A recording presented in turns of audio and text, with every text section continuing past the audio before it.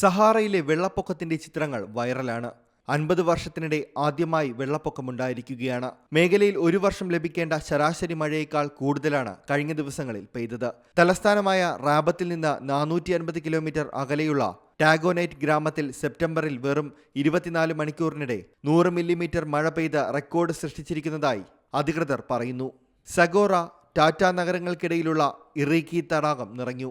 കഴിഞ്ഞ അരനൂറ്റാണ്ടായി വരണ്ടുകിടന്നതാണ് തടാകം. മൊറോക്കോയിലെ വെള്ളപ്പൊക്കം കഴിഞ്ഞ മാസം 18 പേരുടെ ജീവൻ കവർന്നിരുന്നു. വടക്ക് മധ്യ പടിഞ്ഞാറൻ ആഫ്രിക്കയിൽ 90 ലക്ഷം ചതുരശ്ര കിലോമീറ്ററിൽ വ്യാപിച്ചു കിടക്കുന്ന സഹാറ മരുഭൂമിയിൽ ആഗോളതാപനത്തിന്റെ ഫലമായി കാലാവസ്ഥയിൽ മാറ്റങ്ങളുണ്ടാകുന്നത് ആശങ്ക സൃഷ്ടിക്കുന്നുണ്ട്. വെള്ളപ്പൊക്കങ്ങൾ സഹാറയിൽ ആവർത്തിച്ചേക്കുമെന്നാണ് ഗവേഷകരുടെ മുന്നറിയിപ്പ്.